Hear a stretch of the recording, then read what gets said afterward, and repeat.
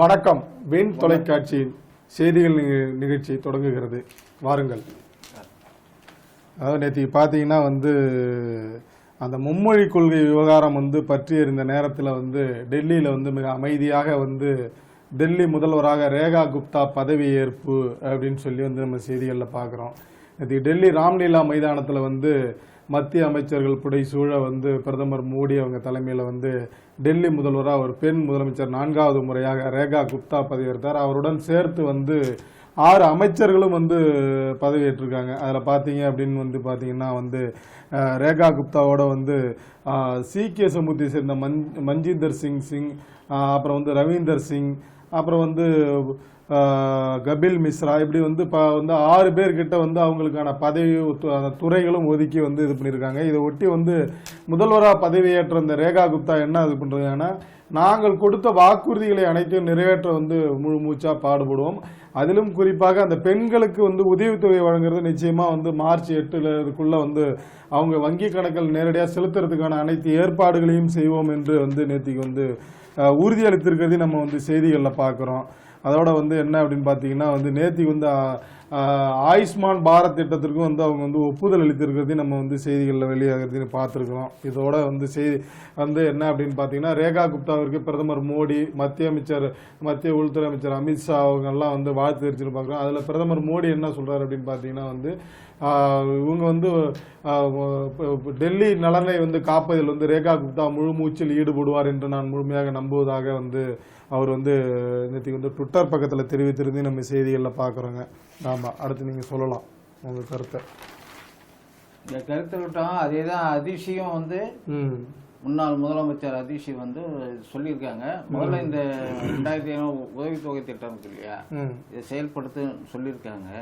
அதே வேளையில் தமிழக அரசியல் களம், இந்த பேட்டை அரசியல்னு சொல்லுவாங்கல்ல, ஆமா, சண்டைக்களம், பேட்டை அரசியல், என் ஏரியாவுக்கு நீ வாடா பார்ப்போம், நீ ஏரியாவுக்கு வா, இந்த மாதிரியான ஒரு கட்டத்தை தமிழக அரசியல் களம் நகர்ந்துகிட்டு இருக்குன்னு தான் சொல்லணும். யாரு? உதயநிதி, அண்ணாமலை சொல்றீங்களா? துணை முதலமைச்சர் முடிஞ்ச அண்ணா சிலை பக்கம் வாருங்க. ஆமா, அண்ணாமலை என்ன சொல்றாருன்னா, நீ எந்த நாள் எந்த நேரம், அண்ணா சாலைன்றது ரொம்ப லென்த், நீங்க எந்த இடத்துக்கு எப்போ வரணும்னு சொல்லுங்க. அதாவது அண்ணா சாலையில நிறைய பகுதி இருக்கு. அந்த அண்ணா சாலை பகுதியில எந்த இடத்துக்கு எந்த நேரத்துக்கு வாங்க, நீங்க உங்க படைபலத்தோட வாங்கன்னு சொல்றாரு. நான் தனி ஆளா வரேன் அப்படின்ற மாதிரி ஒரே போர்க்கள காட்சி. இதெல்லாம் எங்க இது அரசியல் நாகரிகம் சொல்றதை விட ஒரு புறம் இருந்தாலும், இப்ப என்ன பேசுகிறானா அரசியல் விமர்சகர்கள், பாஜகவுக்கும் திமுகவுக்கும் ஒரு ரகசிய டையப் இருக்கலாம், உடன்பாடு இருக்கலாம் அப்படின்னு விமர்சிக்கிறாங்க. அதுக்கு காரணங்களும் சொல்றாங்க. குறிப்பா எடுத்து அந்த மும்மொழி கொள்கை திட்டமே திட்டமிட்டு திமுகவுக்கு கள அமைச்சு கொடுக்கப்பட்டதா, மத்திய அரசு அந்த மத்திய கல்வி அமைச்சர் என்னுடைய நோக்கம் அதுதானா, இதுக்கு பின்னணியில இந்த மாதிரி ஒரு திட்டம் இருக்கலாமா 2 பேருக்கு இடையில? ஏன்னாக்கா இவங்க 2 பேரையும் மையமா வச்சு தமிழக அரசியல நகர்த்துறதுக்கு முயற்சி பண்றாங்க அப்படின்றது அரசியல் விமர்சகர்களுடைய கருத்து. அதாவது என்ன அப்படின்னா இந்த பாலியல் குற்றச்சாட்டு விவகாரம் நாளுக்கு நாள் ரொம்ப அதிகமா போயிட்டே இருந்தது இல்லைங்க. அதுக்காக இந்த மாதிரி எல்லாம் பண்றாங்களா அப்படிங்கறதையும் அவங்க கேக்குறாங்க.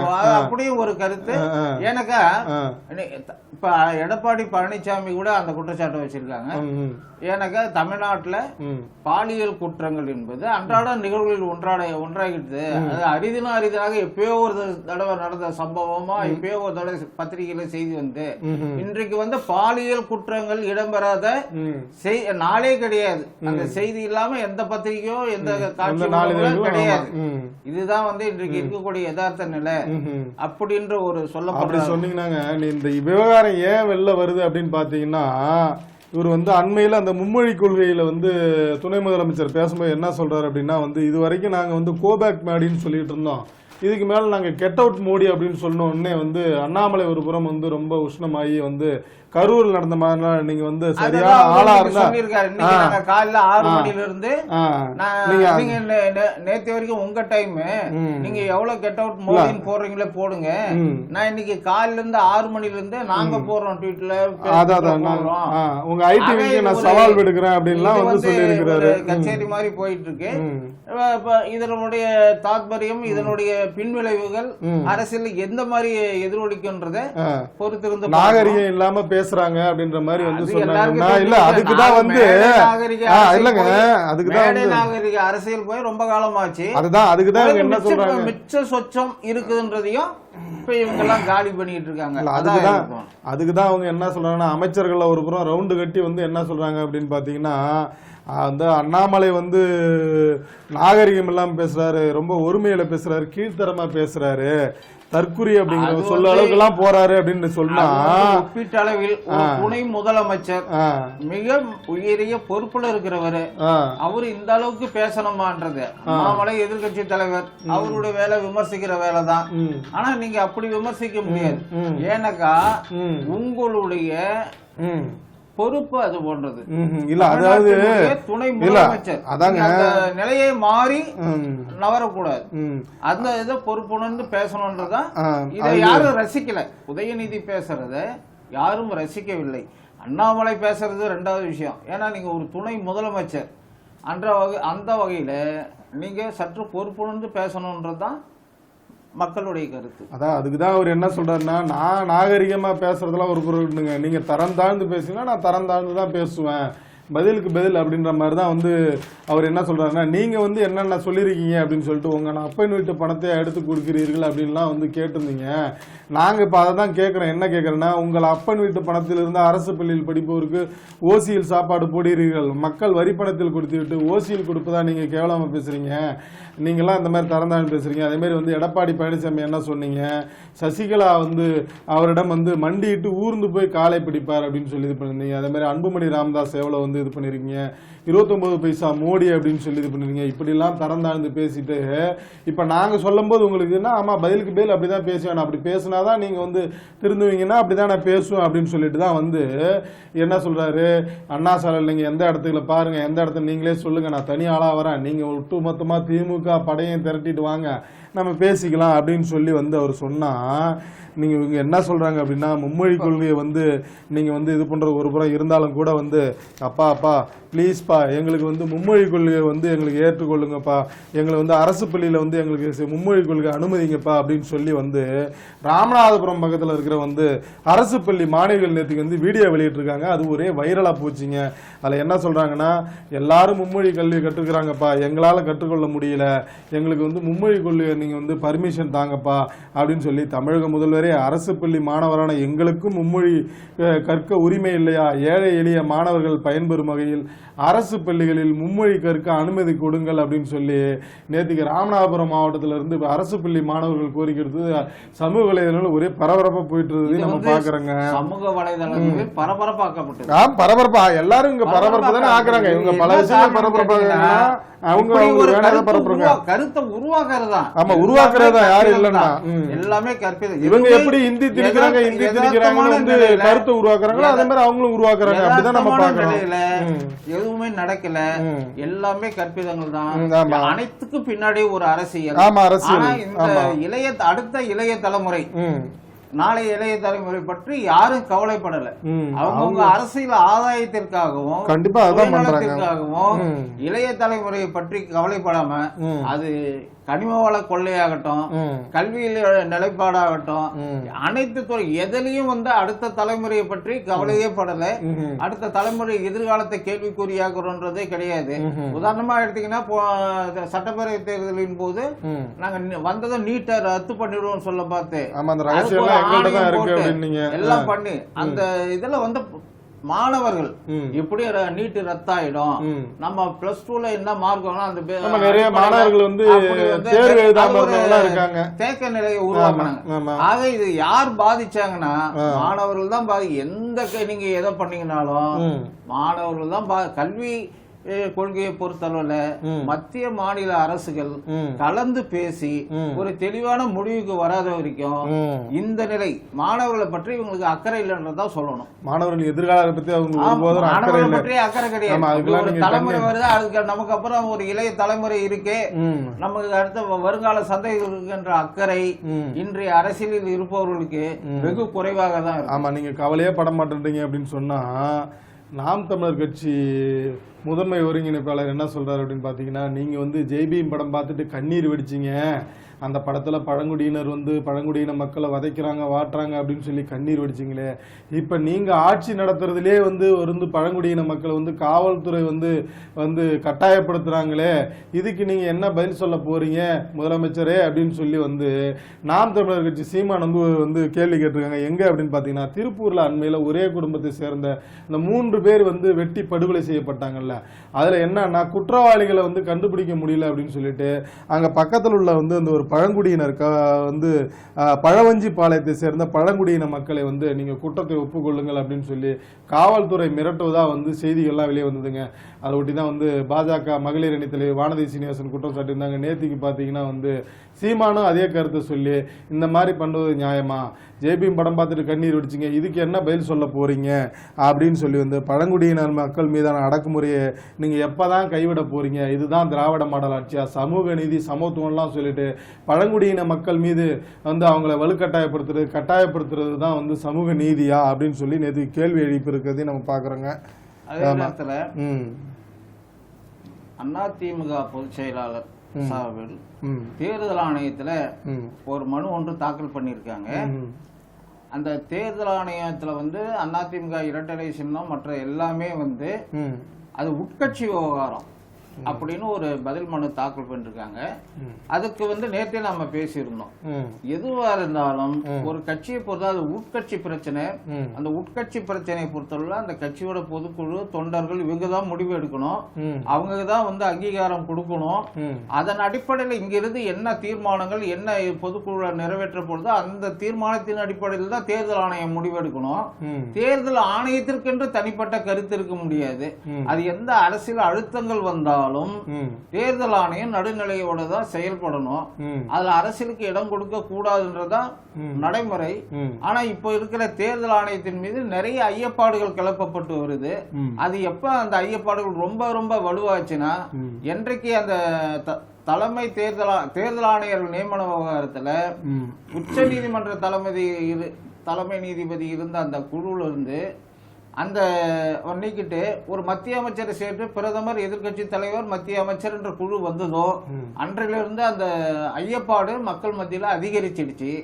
இப்ப அதே வந்து அது காரணமாக தான் வந்து இப்ப ஏனக்கா எந்த கட்சி ஆளுங்கட்சியா இருக்கோ இனிமேல் அவர் சார்ந்த அவர் ஆதரவாளர் தான் இனிமேல் நியமிக்கப்பட போறாங்கன்றதான் அது ஏற்கனவே இலைமறைவு காய்மறைவு நடந்துக்கிட்டு சற்று இப்ப வெளிச்சத்துக்கு வருது, பகிரங்கப்படுத்தப்படுதுன்றது மக்களுடைய தரப்பு கருத்து. இதுல வந்து என்ன கேட்டீங்கன்னா இப்ப வந்து இந்த கருத்தின் பின்னணியில பாத்தீங்கன்னா தேர்தல்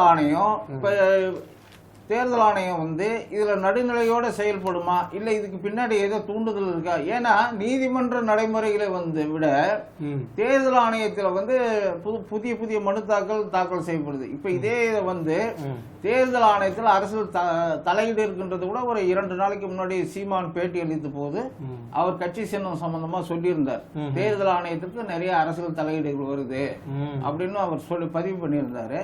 ஆக வந்து தேர்தல் ஆணையம் என்பது தன்னிச்சையாக செயல்படுகிறது, அது சுதந்திரமாக முடிவெடுக்கிறது என்ற நம்பிக்கை மக்கள் மத்தியில் இருந்தால்தான் தேர்தலின் மீது அவங்களுக்கு நம்பிக்கை வரும், வாக்கு சதவீதம் அதிகரிக்கும்.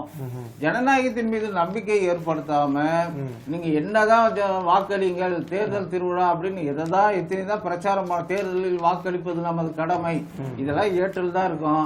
இருக்க வாக்காளர்கள் எண்ணிக்கை குறைஞ்சு அதாவது வாக்கு பதிவு செய்வர்களுடைய எண்ணிக்கை குறைஞ்சி வந்துகிட்டே இருந்தா அது ஜனநாயகத்துக்கு நல்லதல்ல அப்படின்னு சொல்லிட்டு எடப்பாடி பழனிசாமி வந்து அந்த மனுவை ஒட்டி இந்த மாதிரி நீங்க சொல்லிருக்கீங்க அப்படின்னு பாத்தீங்கன்னா அவர் வந்து தனியா வந்து ஒரு ரகசிய சர்வே எடுக்க ஆரம்பிச்சிட்டாராங்க. 2026 சட்டமன்ற தேர்தலா அதை ஒட்டி என்ன அப்படின்னு பாத்தீங்கன்னா வந்து ஒரு சர்வே மாதிரி எடுக்க ஆரம்பிச்சு உள்கட்சி விவகாரங்களை ஒரு புறம் தீர்க்க இது பண்ணாலும் கூட வந்து என்ன அப்படின்னு பாத்தீங்கன்னா பாட்டாளி மக்கள் கட்சி நாம் தமிழர் கட்சியும் வந்து அதாவது சர்வே அடிப்படையில் வந்து அவங்க வந்து ஒப்பீட்டு அளவில் வந்து அவங்களுக்கு வாக்கு சதவீதத்தின்படி வந்து அவங்கள கூட்டணியில் அமைத்தா நம்மளுக்கு வந்து நல்ல பலன் இருக்கும் அப்படின்னு சொல்லி பாஜக நாம் தமிழர் கூட கூட்டணி அமைத்தோம்னா நமக்கு வந்து ஒரு 140 தொகுதி கிடைக்கும், அதன் மூலம் அதிமுக ஆட்சி அமைய ஏதுவாக இருக்கும் அப்படின்னு கணக்கு பண்ணி வந்து அது சம்பந்தமான நடவடிக்கைகளில் வந்து எடப்பாடி பழனிசாமி எடுத்துருக்காங்க. இதை ஒட்டி தான் வந்து சேலத்தில் வந்து அண்மையில் ஒரு ஒரு கட்சிக்காரர் இதுல திருமண விழாவில் இது பண்ணும்போது வந்து அங்க பாட்டாளி மக்கள் கட்சி தலைவர் ஜி.கே. மணியை சந்திச்சு சம்பந்தமா வெளியிட்டிருக்காரு.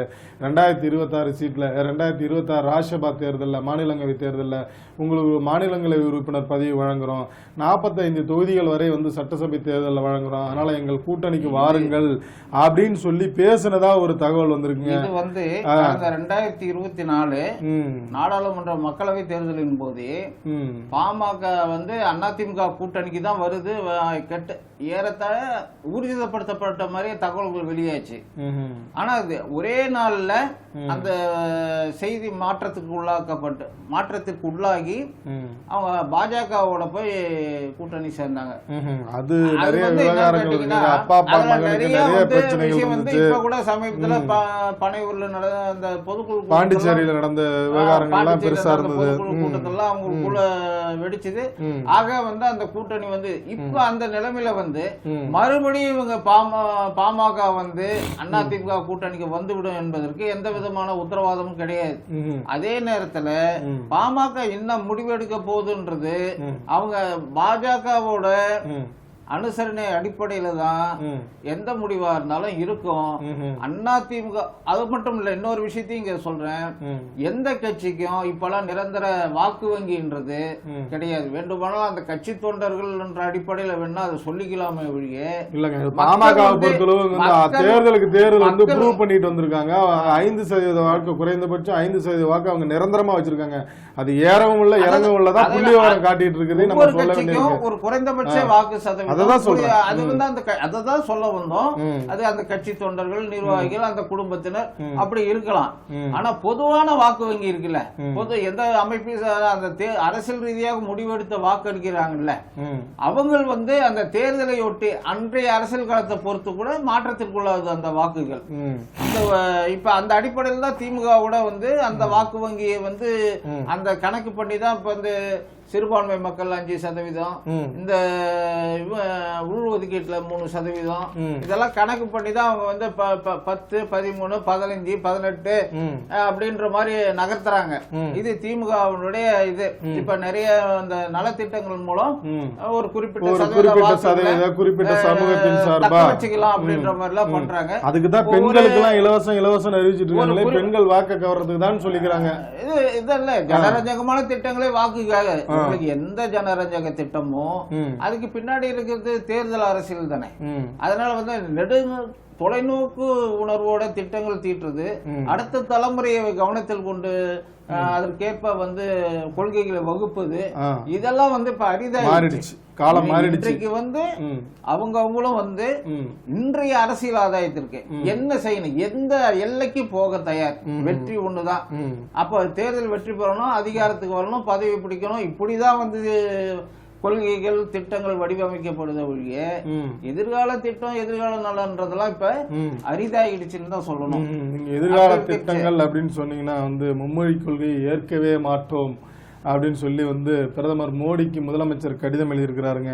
அதில் என்ன சொல்றாரு அப்படின்னு பார்த்தீங்கன்னா, நாங்கள் நவோதயா தான் வந்து மத்திய அரசின் பள்ளிகள்ங்கிறதுனால தான் நாங்கள் மும்மொழி கொள்கையை பின்பற்றதுனால தான் நாங்கள் ஏற்றுக்கல அப்படின்னு சொல்லிட்டு, எங்கள் இருமொழி கொள்கையில் எந்த ஒரு மாற்றமும் இல்லை, எங்களுடைய கல்வி மற்றும் சமூக சூழலில் வந்து இருமொழி கொள்கை ஆழமாக வேரூன்றியுள்ளது, அதனால வந்து அதை தமிழகம் எந்த காலத்திலையும் மாத்திர ஐடியாவிலே இல்லை அப்படின்னு சொல்லிட்டு, ஒரு மாநிலத்தில் பின்பற்ற வரும் கொள்கைகளுக்கு எதிராக அந்த மாநிலத்தை கட்டாயப்படுத்துவதற்கு நிதி வழங்கும் விவகாரங்களில் மத்திய அரசு அழுத்தம் இருந்தால் இது வந்து கூட்டாட்சி தத்துவத்தை மீறின செயலாக தான் இருக்கும். இதனால வந்து மாணவர்கள் மற்றும் ஆசிரியர்கள் நலன்கள் பாதிக்கப்படும். இந்த நலன்களை எல்லாம் நீங்க கருதி வந்து தமிழகத்திற்கு வழங்க வேண்டிய 2152 கோடியை வந்து வழங்க வேண்டும். அதான் சொன்னோம். இந்த எதிர்கால மாணவர்கள் நலன்றது பத்திலாம் திமுக பேசுறது உண்மைக்கு புறம்பானது. அது மட்டும் இல்ல, அது ஒரு சந்தர்ப்பவாதம். காரணம் கேட்டீங்கன்னா, கல்வியை வந்து பொதுப்பட்டியல் மாநில பட்டியல் பொதுப்பட்டியலுக்கு போனது 1976ஆம் ஆண்டு இந்திரா காந்தி நெருக்கடி காலத்துல அது போல செஞ்சாங்க. அதற்கப்புறம் வந்து ஜனதா கட்சி ஆட்சிக்கு வந்தது. அதற்கப்புறம் விபி சிங் அமைச்சரவையெல்லாம் வந்து திமுகவே இருந்தது. அதுக்கப்புறம் 1996ல நடந்த நாடாளுமன்ற தேர்தல் போது வேட்டி கட்டி இது 2 பேர் தான் பிரதமரை முடிவு பண்ணுவாங்க அப்படிலாம் அன்னைக்கு பேசினாங்க. அப்படி ஒரு செல்வாக்கெல்லாம் இருந்த காலத்துல அந்த கல்வியை வந்து பொதுப்பட்டியலிருந்து மாநில பட்டியலுக்கு மாற்ற திமுக செல்வாக்கோட இருந்த காலத்துல வந்து அவங்க தான் பாத்தீங்கன்னா கிட்டத்தட்ட கடந்த இது வரைக்கும் 20 ஆண்டுகளுக்கு மேலாக வந்து அவர்கள் வந்து மத்தியில் பதவியில் இருந்திருக்காங்க. அதிகாரத்தில் நிறைய வந்து கையில வைத்திருக்காங்க. செல்வாக்கோட இருந்த காலம். அந்த காலகட்டங்கள்ல விட்டுட்டு காலத்துல அவங்க வந்து எந்த விதமான அந்த கல்வியை மாநில பட்டியலுக்கு மாற்றுவதற்கான எந்த விதமான முயற்சிகளையும் எடுக்கல. இப்போ வந்து நான் மும்மொழி கொள்கை திட்டத்தை எதிர்க்கிறேன்றது, நான் இதை ஏத்துக்க மாட்டேன்றதுலாம் தமிழக அரசியல்ல வந்து இது பண்றதுதான். அதுக்கு காரணம் இன்னொன்னையும் சொல்லலாம். இன்றைக்கு தாய்மொழி தினம் உலகம் பூரா தாய்மொழி தினம் உலகம் பூரா கொண்டாடுறாங்க. ஐநாவோட இதுபடி அப்படி பாத்தீங்கன்னா இப்ப அவர் ஒரு செய்தி வெளியிட்டிருக்காரு மு.க. ஸ்டாலின் முதலமைச்சர். என்ன சொல்லியிருக்காருங்க? தமிழே அறம், தமிழே அரண். என்ன திடீர்னு அப்படின்னு பாத்தீங்கன்னா எல்லா தேர்தலையும் நோக்கிதான். என்னக்கா அந்த வாக்கு வேணும்ன்றச்ச தமிழ் தமிழ் தமிழ் அரண் இதெல்லாம் ரொம்ப மும்மரமா பேசுவாங்க. அதற்கப்புறம் தேர்தல் முடிஞ்சு மறுபடியும் ஆட்சிக்கு அவங்க வந்துட்டாங்கன்னா திராவிட மாடல், திராவிட நாடு, திராவிட மொழி, இப்படிதான் அவங்களுடைய எல்லாமே. தமிழ்ன்றதே வராது, தமிழ் வராது, திராவிடம் வரும், மொழின்னு தான் பேசுவாங்க. தென்மொழி இது மொழி அந்த தமிழ் வார்த்தையை வந்து அவங்க தவிர்த்துருவாங்க. மேல வந்து அந்த அரசல் மேல தமிழ் வாழ்க, அதெல்லாம் தமிழ் வாழ்க இதெல்லாம் போடுவாங்க. ஆனால் மறுபடியும் உள்ள நிர்வாக ரீதியா உள்ள போனீங்கன்னா அவங்களுடைய நடைமுறைலாம் தமிழுக்கு எதிராக, தமிழர்களுக்கு எதிராக, தமிழ் மொழிக்கு இதான் பண்றாங்கன்றதான் கருத்து. பரவலான இது இல்ல, பரவலான கருத்து எல்லா சமூக வலைதளங்கள்லயும் இந்த கருத்துக்கள் போயிட்டு இருக்கு. இது வந்து இத பத்தி எல்லாம் வந்து இது பண்ணல. இந்த மாதிரி அவங்க கருத்துக்களை முன்வைக்கும் பொழுது, இந்த மாதிரி கேள்விகள் எழும் பொழுது திமுக வந்து கொள்கை ரீதியாகவும் சரி இதாகவும் சரி அவங்க வந்து மெல்ல மெல்ல எல்லா தளத்தையும் அவங்க இழந்துகிட்டு வர்றாங்க.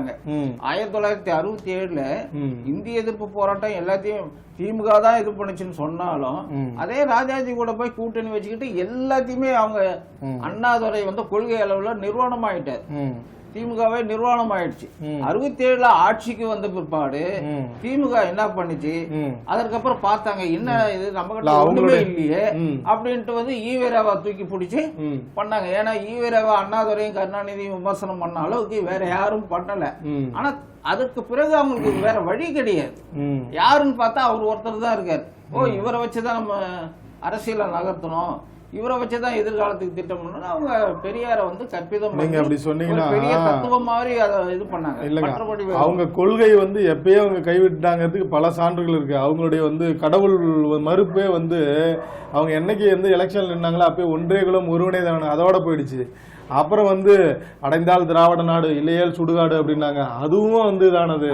அப்படி வந்து தடை பண்ணும் அப்படின்னு தேர்தல நிக்கணும் அப்படிங்கிறதுக்காகவே அவங்க கொள்கையை வந்து தூக்கி குப்பையில போட்டாங்க. முக்கிய அண்ணாதுரையோட முக்கிய நோக்கமே அதிகாரத்துக்கு வரணும்ன்றதான், ஆட்சியை பிடிக்கணும்ன்றதான். அவருடைய திட்டங்கள் முழுவதும் காங்கிரஸ் எதிர்ப்பு என்ற அடிப்படையில். ஏன்னா தமிழ்நாட்டுல இன்னைக்கு வலுவான ஆளுங்கட்சியாகவும் இதா ஆளும் அதிகாரத்துல இருந்து காங்கிரஸ் கட்சி தான். அப்ப காங்கிரஸ் கட்சியை அகற்றுவதற்கு நாம அதிகாரத்திற்கு வருவது யாரோட வேண்டுமானாலும் கூட்டணி சேரலாம். இந்த தத்துவத்தை கொண்டு வந்ததுக்கு காரணமே தமிழ்நாட்டுல இப்ப எல்லாம் நிரந்தர நண்பனும் கிடையாது, நிரந்தர எதிரியும் கிடையாது. இதெல்லாம் அண்ணாதுரையோட தத்துவம் தான். இது அந்த அன்னைக்கு இருந்த அரசியல்ல சந்தர்ப்பவாத அரசியலுக்கு இது ரொம்ப ரொம்ப பயன்படுத்துறது அண்ணாதுரை தான். அதுதான் இங்க வந்து அதான் வியப்பு. இதுல எந்த மாற்றமும் கிடையாது. அதை ஒட்டிதான் வந்து நீங்க தமிழ் அப்படின்னு சொல்லி தாய்மொழி தினம் அப்படிங்கிறதுக்காக வந்து அவங்க தமிழ் தமிழ்ன்றாங்க தேர்தலை ஒட்டி அப்படின்னா அதை தான் வந்து பாட்டாளி மக்கள் கட்சி நிறுவனர் தான் சொல்றாரு. என்ன அப்படின்னு பாத்தீங்கன்னா உலக தாய்மொழி தினம் அப்படின்னு சொல்லி நீங்க வந்து கொண்டாடுறதெல்லாம் ஒரு புறம் இருந்தாலும் கூட வந்து நீங்க மும்மொழி கொள்கையில வந்து எதிர்க்கிற, அதாவது ஹிந்தி திணிப்பை எதிர்க்கிற காட்டுற வேகத்தை ஏன் தமிழை வந்து பயிற்று மொழியாகவும் கட்டாய மொழியாகவும் வந்து இதுல இருந்து ஏன் நீங்க காட்ட மாட்டேன்றீங்க அப்படின்னு சொல்லி வந்து ஒரு நீண்ட வரலாற்று பட்டியலை வெளியிட்டு இருக்காருங்க. அதுல என்னன்னா 1999ஆம் ஆண்டு ஏப்ரல் மாதம் வந்து தமிழை வந்து பயிற்று மொழி ஆக்கணும்னு சொல்லி ஒரு 102 தமிழறிஞர்கள் வந்து சாகுமுறை உண்ணாவிரதம் இருந்தாங்க. அதை விட்டு நீங்க 5ஆம் வகுப்பு வரை வந்து என்ன அப்படின்னா வந்து தமிழை வந்து பயிற்று மொழியாக்கணும் அரசாணை பண்ணீங்க. அதன் பிறகு அது வந்து நீதிமன்றம் வந்து அதை வந்து செல்லாதுன்னு தீர்ப்பளிச்சது. அப்புறம் திருப்பி 2000 உச்சநீதிமன்றத்தில் வந்து இது பண்ணீங்க. இன்னும் அந்த வழக்கு நிலுவையிலே இருக்கு. அதை நீங்க விசாரணைக்கு கொண்டு வரது வந்து எந்த தமிழக அரசும் அது வந்து இன்ன வரைக்கும் முன் வரல. அதனால அதை விசாரணைக்கு மறுபடியும் கொண்டு வந்து தமிழை வந்து பயிற்று மொழியாகவும் கட்டாய மொழியாகவும் ஆக்க வேண்டும் அப்படிங்கிறது தான் வந்து நடவடிக்கை எடுக்க வேண்டும் அப்படின்னு சொல்லி அவர் சொல்லியிருந்தாலும் கூட வந்து இந்த தாய்மொழி தினம் ஏன் கொண்டாடுறாங்கன்னு நம்ம பார்த்தீங்கன்னா வந்து அதாவது பாகிஸ்தான்ல வந்து கிழக்கு வங்கத்துல வந்து அவங்க மொழிகளை வந்து ரொம்ப இது பண்றாங்க, அவமானப்படுத்துறாங்க அப்படின்னு சொல்லி வந்து அங்க உள்ள மாணவர்கள் வந்து போராட்டம் நடத்தினதுல வந்து ஒரு 5 மாணவர்கள் உயிரிழந்தாங்க. அதை ஒட்டி எழுந்த வந்து பிரச்சனையில தான் வந்து யுனெஸ்கோ நிறுவனம் வந்து என்னன்னா வந்து பிப்ரவரி 20 வந்து தாய்மொழி தினம் அப்படின்ற மாதிரி வந்து அறிவிச்சு வரலாறையும் நம்ம பார்க்க வேண்டியிருக்குது. ஒரு வரலாறு சொல்றீங்க, அதுதான் வந்து உலக தாய்மொழி தினம் அறிவித்தாங்க. மொழிக்காக உயிர் நீத்த இனம் தமிழினம் தான். எல்லா காலகட்டத்திலும் எல்லா வரலாறுலயும் வங்கதேசத்துல தான் இது பண்ண மாதிரி வங்கதேசத்துல இல்லன்னு சொல்லுங்க. இல்ல முதல்ல புரிஞ்சுங்க, அது கிடையாது. இந்த தினம் ஏன் கொண்டாடப்படுறாங்கிற வரலாற சொல்ல வேற ஏன் முதல்ல அங்கீகரிக்கப்பட்டாங்கன்னு அதுக்காக வந்து நம்ம தமிழில் வந்து தமிழர்களுக்காக போராடல அப்படின்லாம் சொல்ல வரல. நீங்க வந்து தப்பிதமா புரிந்து கொள்கிறீர்கள் அப்படிதான் நான் சொல்லுவேன். இல்ல தவறான கற்பிதம்ன்றது கிடையாது. அதுல இருந்து ஒரு திருத்தத்தை சொன்னோம். திருத்தம் இல்ல, நான் அந்த வரலாறு ஏன் வந்தது அப்படிங்கிற காரணத்தை தான் சொல்றேன், வேற எதுவும் இல்ல. ராமதாஸ் இது கூட அரசியல் தான். ஏன்னா இது திமுகவுக்கு சற்று நேரத்துக்கு முன்னாடி நம்ம திமுகவை பத்தி இதே இது ராமதாஸுக்கு பொருந்தோம். அவர் என்ன பண்றாரு, இத்தனை காலம் அரசியல் பண்றாரு, எவ்வளவு மத்திய அரசியல் முக்கிய துறைகளை வாங்கி அதுல அவங்க அமைச்சர்கள் இருந்திருக்கிறாங்க. அவரும் ஒரு காலத்துல மத்திய அரசுல செல்வாக்கா இருந்தவர் தான். மாநில அரசுகளும் இந்த கட்சிகளோட கூட்டணியெல்லாம் அமைச்சவர் தான். இதை பற்றி அவர் தேர்தல் அறிக்கையிலயோ இல்ல இதுலயோ அவருடைய பொதுக்குழுலயோ இன்று வரைக்கும் அதை பத்தி ஒரு தீர்மானம் கூட நிறைவேறல. அதை பத்தின தகவல் நம்ம இடம் இல்லாதனால உறுதியா நம்மளால சொல்ல முடியல. அது போல அவங்க தேர்தல் அறிக்கையில அந்த மாதிரி சொல்லல. என்னன்னு கேட்டீங்கன்னா தனி இடம் பத்தி எல்லாம் இவங்க பேசுவாங்க. இவங்களுடைய கட்சிகள் அது திமுக ஆகட்டும் அண்ணா திமுக ஆகட்டும் பாமக ஆகட்டும் எந்த கட்சிகளையும் பேசிக்க சொல்லுவாங்க. தனியிடம் பற்றி இந்த வரைக்கும் தனியிடம் பற்றியோ இலங்கை தமிழ் நலன் பற்றியோ அவங்க பொதுக்குழுக்குள்ள முறையா தீர்மானம் நிறைவேற்றப்பட்டதில்லை. இது உறுதியான தகவல். இதை வந்து நம்ம வந்து எப்ப வேணாலும் விவாதிக்க தயாரா இருக்கும். சொன்னீங்கன்னா வந்து ஒரே வருகை புகார் மனு அப்படிங்கறதெல்லாம் இருக்குங்க. இந்த மும்மொழி கொள்கை கிளப்பி இது பண்ண வந்து விவகாரத்தை ரொம்ப உஷ்ணமாக்கின வந்து தர்மேந்திர பிரதான் மத்திய அமைச்சர் வந்து சென்னைக்கு வந்து வருகிறாருங்க. வர 28 அது ஒரு புறம் செய்திகள் இருந்தாலும் கூட வந்து காங்கிரஸ் கட்சி தலைவர் செல்வ பெருந்தகை மீது வந்து நேத்திக்கு வந்து கிட்டத்தட்ட ஒரு 4 பக்க புகார் மனுக்களை வந்து மாவட்ட தலைவர்கள் வந்து இது பண்ணியிருக்காங்க. அதில் என்ன அப்படின்னா வந்து முக்கிய தலைவர்களுக்கெல்லாம் தேர்தலில் போட்டியிட வந்து வாய்ப்பு மறுத்துட்டாங்க. அதேமாரி வந்து அவருடைய ஆதரவாளர்கள் மட்டும்தான் இது பண்ணுறாங்க. மாவட்ட தலைவர் நியமனத்தில் வந்து அவங்க வந்து சொல்ற மாதிரி நியாயப்படி நடக்கல அப்படின்னு சொல்லிட்டு என்ன சொல்றாங்க அப்படின்னா வந்து பொதுவான ஒரு கருத்து, அவர் வந்து கிட்டத்தட்ட காங்கிரஸ் தலைவராக இல்லாம திமுக உறுப்பினராகவே மாறிட்டு இருக்காரு அப்படின்னு சொல்லிலாம் வந்து புகார் மனு வந்து நேற்றுக்கு வந்து டெல்லியில வந்து மாவட்ட தலைவர்கள் வந்து சேர்ந்து அந்த மேலிட பார்வையாளர்களை கொடுத்துருக்கிற தகவலையும் நம்ம பார்க்கிறோங்க. அதையோட இருக்க இப்ப வந்து என்ன பண்றீங்க, இப்ப ஹமாஸ் இஸ்ரேலுடைய தற்காலிக போர் நிறுத்தம் நிலவுது. இந்த நிலையில வந்து 4 பிணை கைதிகளின் சடலங்களை இஸ்ரேல் விட்டு ஹமாஸ் ஒப்படைச்சிருக்கு. ஹமாஸ் அமைப்பினர் ஹமாஸ் ஒப்படைச்சிருக்கு. அந்த வந்து என்னன்னு கேட்டீங்கன்னா அது வருந்தத்தக்க திடுக்கிடத்தக்க இல்ல அப்படின்னு ஒரு தகவல் பாத்தீங்கன்னா அந்த ஒப்படைக்கப்பட்ட பிணை கைதிகள் போராளிகள் இல்ல, அதாவது ராணுவ வீரர்கள் இல்ல, மக்கள் குடிமக்கள் சாதாரண. அதுல 2 பேர் பச்சிளம் குழந்தைகள். ஆமா ஆமா. அதுல இந்த 2 பச்சிளம் குழந்தைகள் என்பது ரொம்ப வருத்தமா இருக்கு. ஏன்னு கேட்டீங்கன்னா குழந்தைகள்ன்றது கூட நீங்க பிணை கைதியா பிடிச்சுக்கிட்டு போயிடுறீங்க. 23 அக்டோபர் மாதம் நீங்க இஸ்ரேலுக்குள்ள நுழைஞ்சு தாக்குதல் நடத்தி கிட்டத்தட்ட 2000 பேருக்கு மேற்பட்டவங்கள பிணை கைதிகளா பிடிச்சுக்கிட்டு போறீங்க. பிடிச்சுக்கிட்டு போனவங்கள பிணை கைதி சர்வதேச போர் சட்டப்படி போராளிய பிற நாட்டு ராணுவ வீரர்கள் கைது பண்ணீங்கன்னா அவங்கள நடத்துவதற்கு சர்வதேச சட்ட விதிகள் தெளிவா இருக்கு. ஆனா ஒரு அப்பாவி சாதாரண சிவிலியன் மக்களை பிடிச்சுக்கிட்டு போனீங்கன்னா அவங்கள பாதுகாத்து பாதுகாக்க வேண்டிய பொறுப்பு பிடித்து பிணை கைதிகளாக பிடிக்கப்பட்டவர்களுக்கு அந்த பொறுப்பு உண்டு.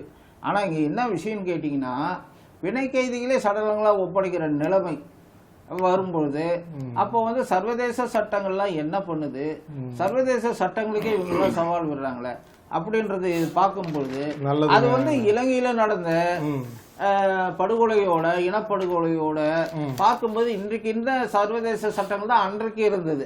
அன்றைக்கும் அவங்களால தடுக்க முடியல, இன்றைக்கும் அந்த சட்டங்களால தடுக்க முடியல அப்படின்னு கூறி அன்றைக்கும் தடுக்க முடியாது அப்படிங்கிற மாதிரி தான் இருக்கும் போல அப்படின்னு சொல்லிட்டு. நல்லது நண்பர்களே, இன்றைய செய்தி நிகழ்ச்சியில் நிறைய செய்திகளை பார்த்தோம். மீண்டும் திங்கட்கிழமை சந்திப்போம். அதுவரை நன்றி, வணக்கம்.